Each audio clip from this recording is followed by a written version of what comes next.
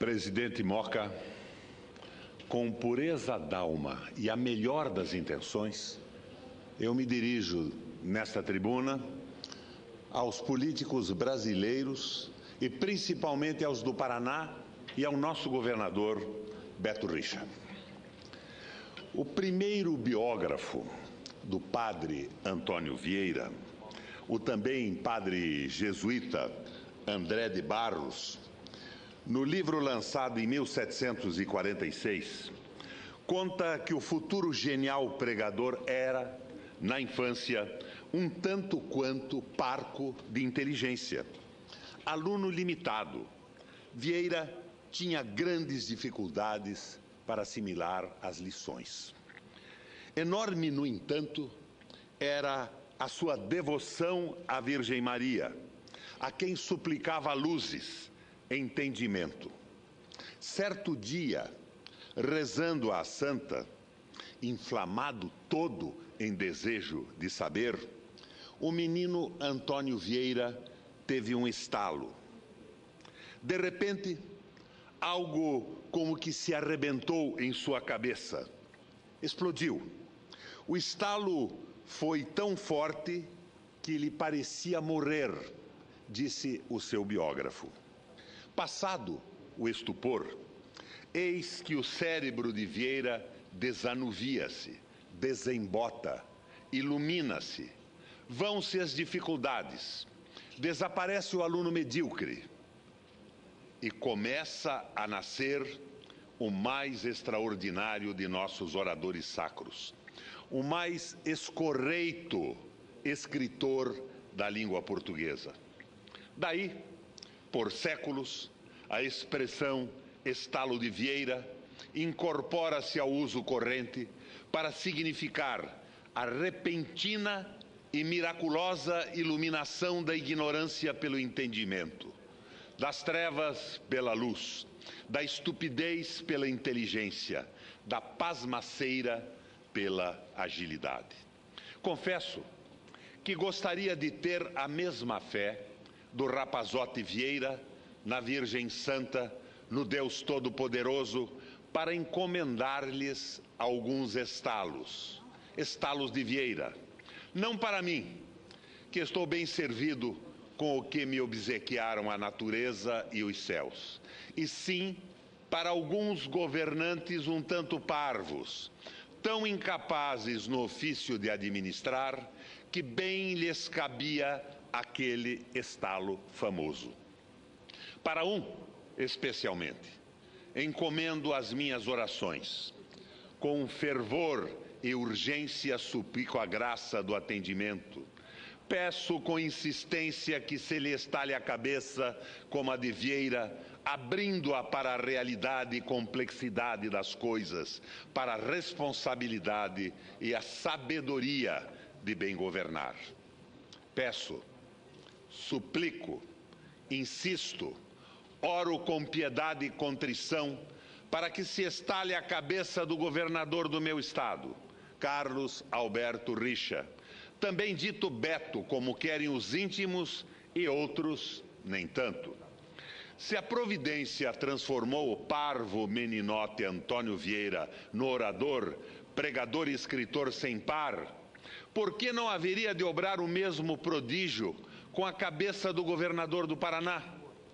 Como homem de fé, acredito no milagre.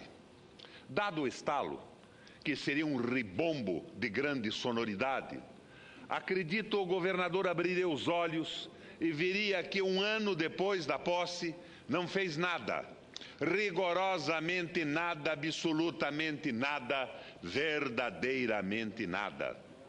Sua cabeça estalada revelaria que a excelência apenas se ocupou em inaugurar obras que deixei prontas ou em vias de conclusão, em retirar placas com nomes de outros governadores, em mudar nomes de programas de governo.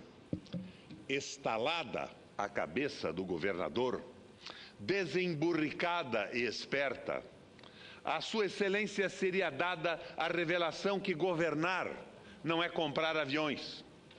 Escampada, desobscurecida pelo estalo, a cabeça do governador passaria a compreender que governar não é privatizar, terceirizar, repassando a empresas privadas responsabilidades tão específicas do Estado como a educação, a saúde, o saneamento básico.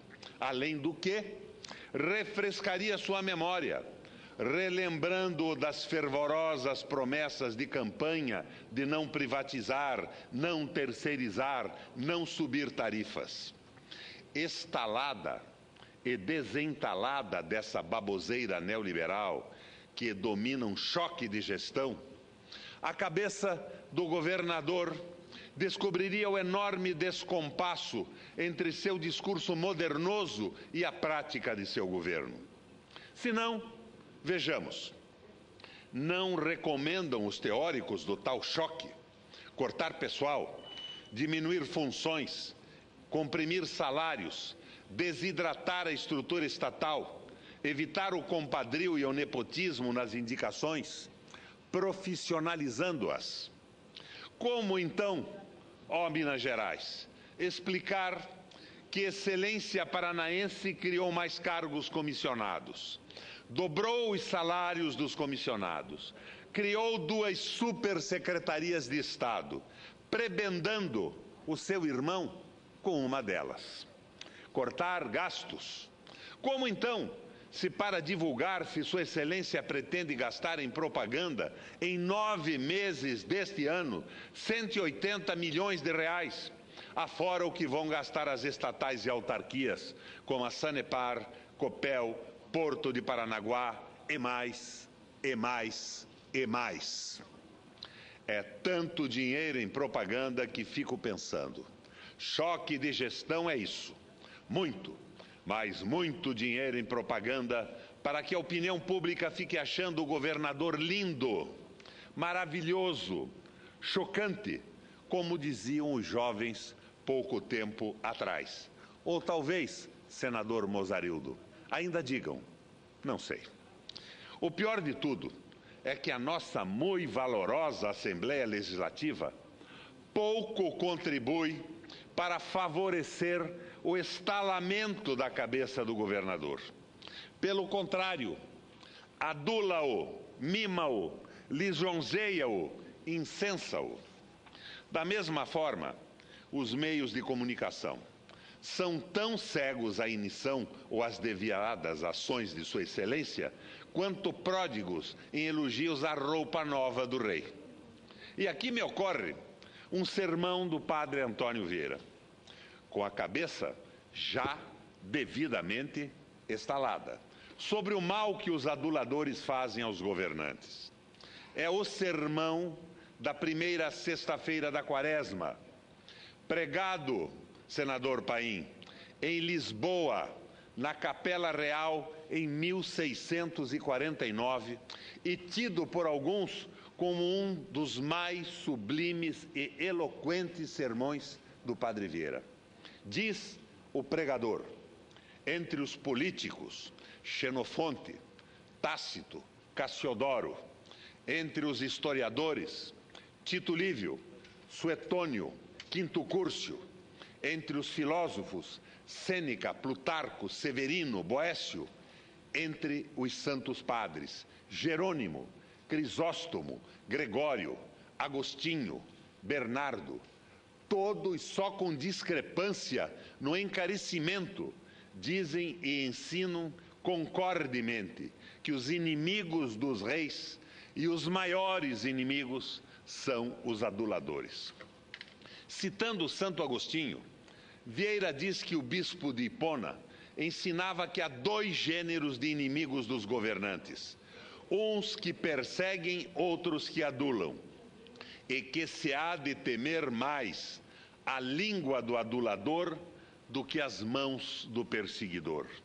De Pitágoras, recolhe este ensinamento a quem governa: gosta antes dos que te arguem do que dos que te adulam, e tem maior aversão aos aduladores que aos inimigos, porque são piores.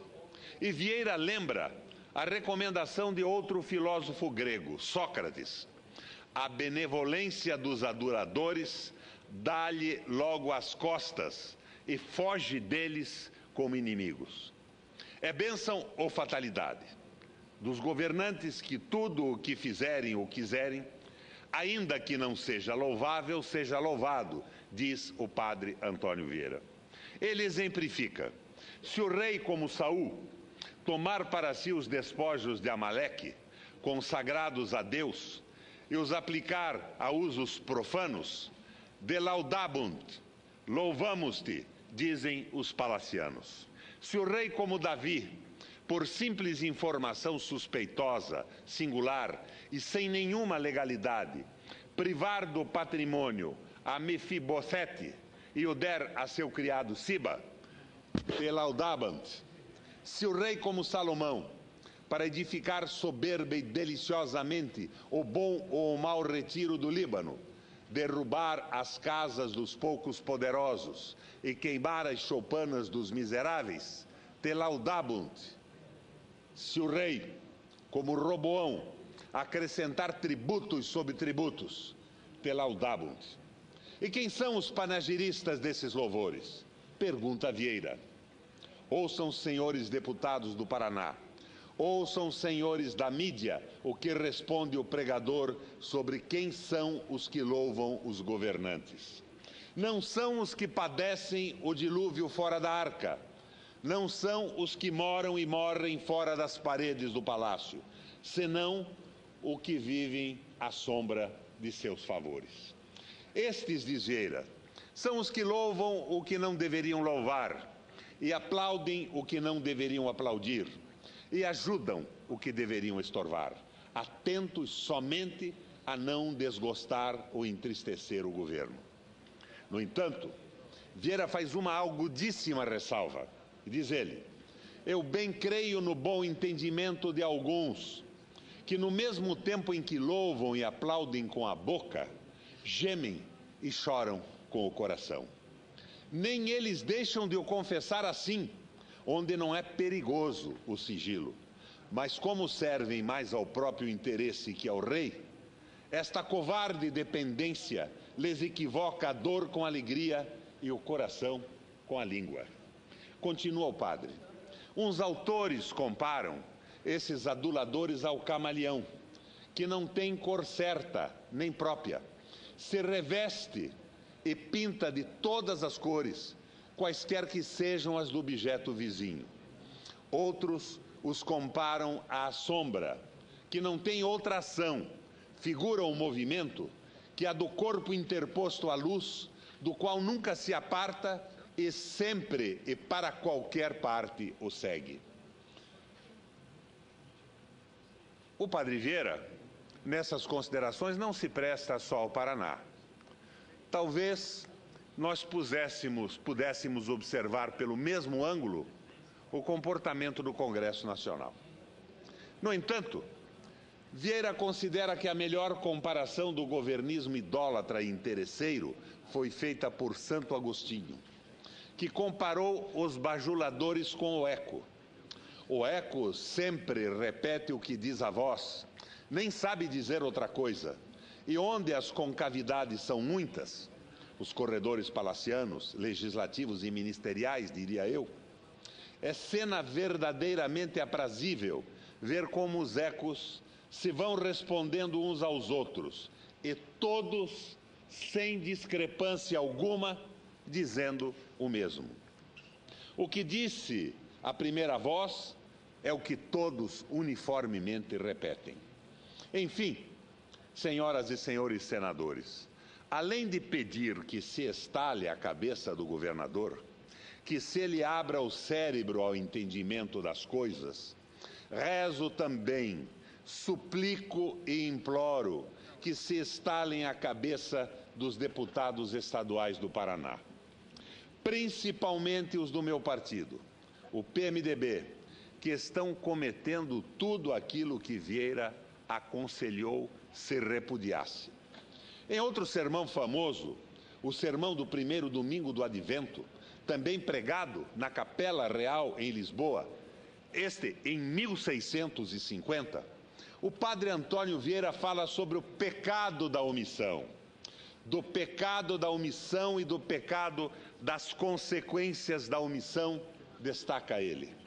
Mais uma vez, diante de governantes, ministros e legisladores répteis, sabei cristãos, sabei príncipes, sabei ministros, que se vos há de pedir estreita conta do que fizeste, mas muito mais estreita do que deixastes de fazer. Pelo que fizeram, se há de condenar muitos, pelo que não fizeram, todos. E prossegue. O último pecado e a última disposição por que se hão de condenar os precitos, isto é, os réprobos, os malditos, é a impenitência final. E a impenitência final é o pecado da omissão. E ele desce a exemplos mais públicos. Assim, por uma omissão perde-se a maré, por uma maré perde-se uma viagem, por uma viagem perde-se uma armada, por uma armada perde-se um Estado. Daí, dai conta a Deus de uma Índia, dai conta a Deus de um Brasil perdido por uma omissão. Por uma omissão, perde-se um aviso. Por um aviso, perde-se uma ocasião. Por uma ocasião, perde-se um negócio. Por um negócio, perde-se um reino. Dai conta, Deus, de tantas casas, de tantas vidas, de tantas fazendas, de tantas honras perdidas por uma omissão. Quão arriscado é o ofício dos governantes, exclama Vieira. Estão eles lá, diz o pregador, estão eles lá, sem fazer má obra, sem dizer má palavra, sem ter mau nem bom pensamento e talvez, naquela mesma hora, por culpa de uma omissão, estão cometendo maiores danos, maiores estragos, maiores destruições que todos os malfeitores do mundo em muitos anos. Por isso mesmo, são as omissões os mais perigosos de todos os pecados. A omissão é o pecado que com mais facilidade se comete e com mais dificuldades se conhece. É o que facilmente se comete e dificultosamente se conhece e raramente se emenda.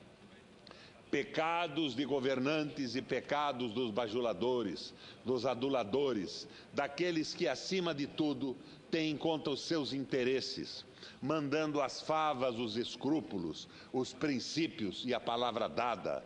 Aqueles que buscam atrair sobre si e para si olhos e os favores do poder e se fartam com lentilhas traiçoeiras. Prodigiosa, sublime a cabeça de Vieira depois de estalada. De quanta atualidade os seus sermões. E é por isso que rezo. É por causa disso que clamo, invoco, imploro que os céus estalem também a cabeça de nossos governantes, todos, especialmente o famoso mandatário do Estado do Paraná. E que de cambulhada, em profusão, produzam-se milagres por atacado, estalando as cabeças dos nossos deputados, de nossos senadores, dos congressistas, todos, notadamente de meu partido. Quem sabe, para realçar o portento do estalo, atribuindo ao milagre uma dimensão fantástica, tanto as lendas sobre o prodígio, quanto os biógrafos do ilustre jesuíta carregaram nas tintas sobre a tacanhice, a estreiteza dos conhecimentos de Vieira, as parcas prendas com que foi dotado na meninice. Isso me anima e me enche de esperança. Por mais dura e impenetrável que pareça a cabeça, por mais obtuso que seja o cérebro, por mais obliterados que estejam os neurônios, resta sempre a esperança do estalo. É o que eu desejo ardentemente que aconteça ao governador do Paraná, a par de alguns estalidos na bancada do PMDB, no Paraná e aqui no Congresso Nacional.